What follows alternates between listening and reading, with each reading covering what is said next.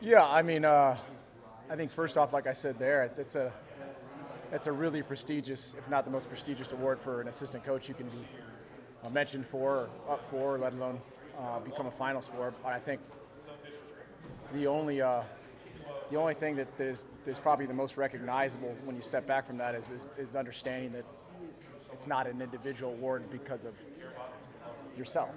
You know, that's a team deal and a team game. And I think more than anything, it was an awesome. It was put on by an amazing group.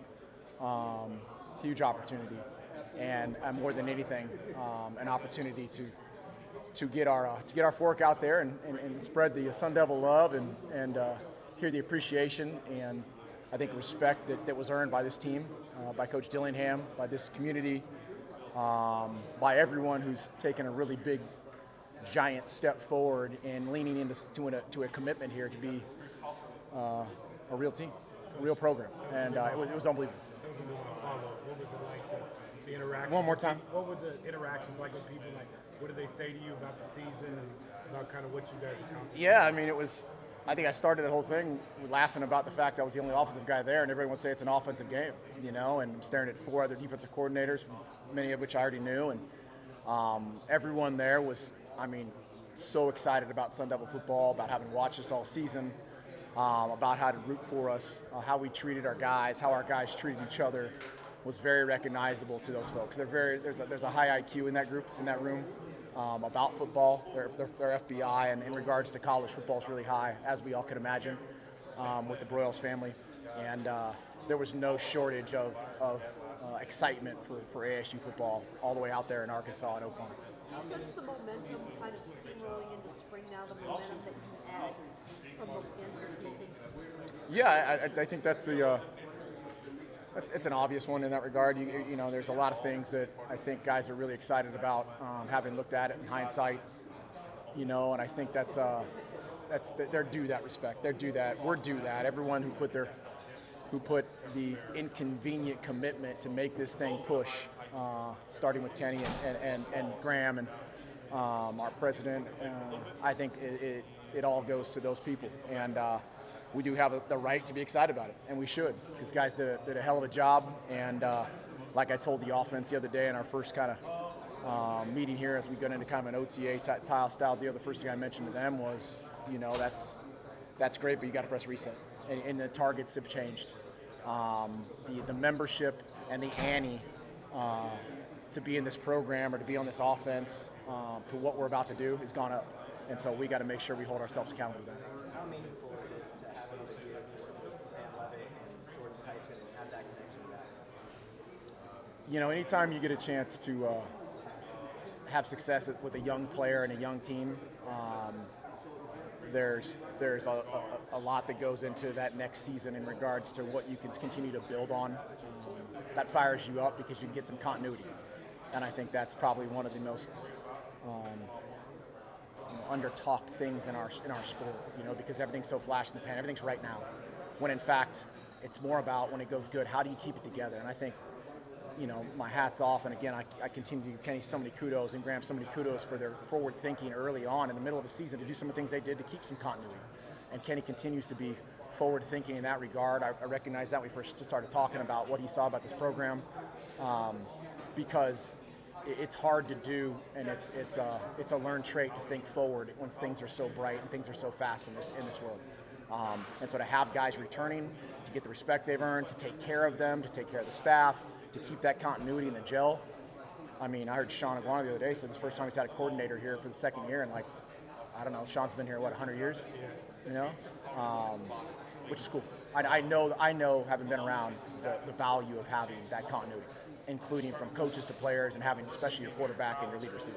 Coach, how has life changed since Sunday? Like, the vibe when you walk around campus, walk around this community, what have you noticed different in a year?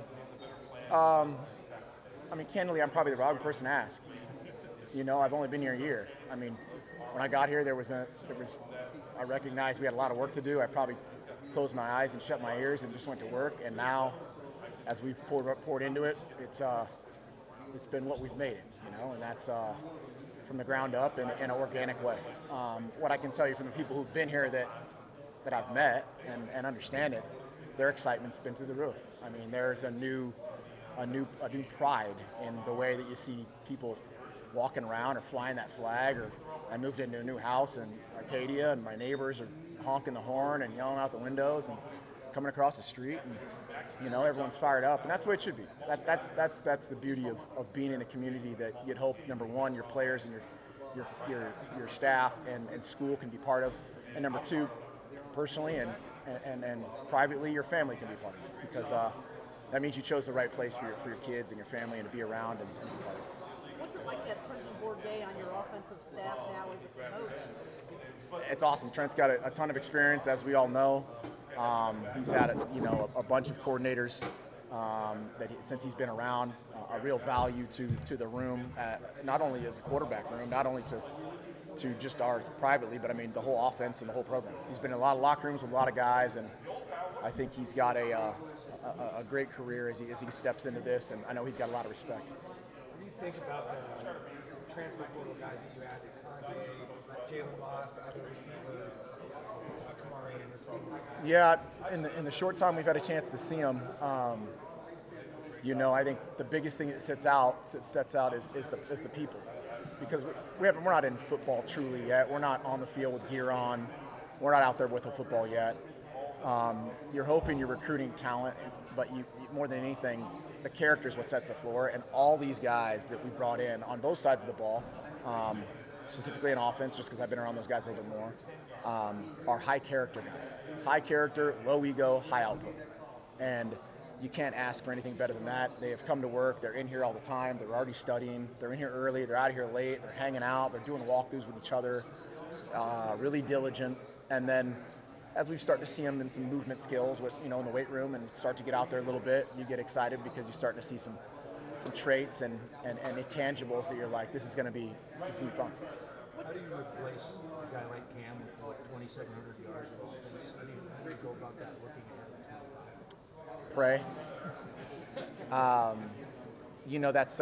That's a huge question, obviously, because, and done this a long time. So one of the things I like to do when you lose a really talented guy, whether you're losing who's got a bulk of your production, Keenan Allen, or you're losing whoever it may be, James Washington or Marcel Aitman, or you're losing a quarterback or a running back, big guys in your offense, Royce Freeman or whatever, is we break down. I try to look at where the production came from and try to then break that down. What's the irreplaceable piece? So like an example, like when I went through all scat stuff after the season, there's a category of plays that he has that I call scat plays. And those are ones that are going to be really hard to replace. And those are the ones with balance, body control, like crazy plays. I mean, things that you're like, that's a scat play. That's a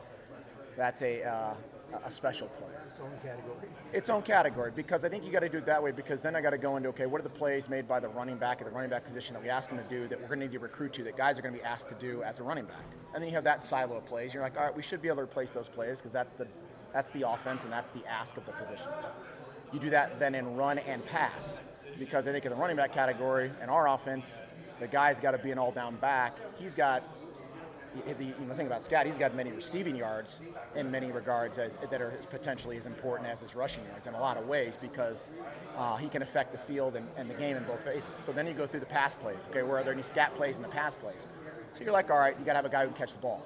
So do we have some guys in the backfield? I'm going to have to find some guys who can catch the ball and have dominant hands in the backfield to replace the yards with the pass game.